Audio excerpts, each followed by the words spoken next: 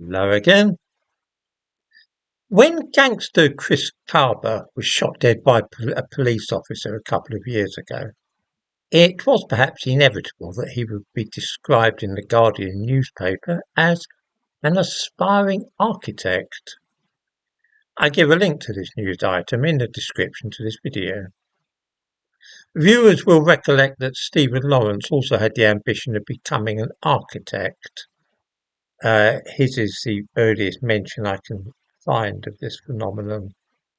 Many of those crossing the English Channel in small boats are also said to share this desire for a career in architecture. The whole idea of members of ethnic minorities striving to become architects has become something of a leitmotif when discussing diversity in Britain. Of course, in reality, one seldom actually meets a black architect. Although the Royal Institute of Architecture were fortunate enough to lay their hands on an African woman to appoint as their chair a couple of years ago, apart from her, architecture has far fewer black professionals in it than, say, football or pop music. Almost every architect whom one encounters in real life is white. Not only that, they are almost all of them heterosexual. This may of course be because the vast majority of people in Britain are heterosexual, but according to the Architects Journal, it's not good enough.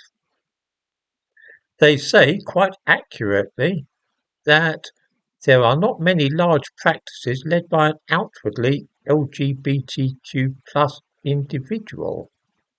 In the description to this video, I give a link to the Architects Journal where this quotation is to be found. As I say, the reason is quite straightforward. 95% of people in Britain are heterosexual. That means automatically that if you're encountering anybody in any profession generally, whether it's architecture or anything else, you're not going to find it being led very often by someone who is LGBTQ+. At least 19 out of 20 times you'll find it's a straight person, a heterosexual, heading that organisation or company.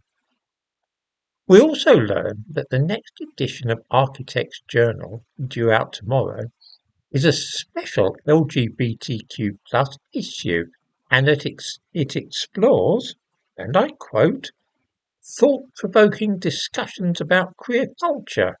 Well, hurrah for that, say I.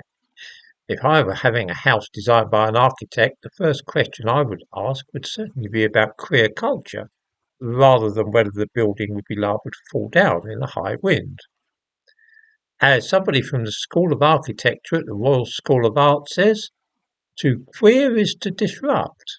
To queer is to stretch, bend, reimagine and reject inherited structures that no longer serve us, if they ever did.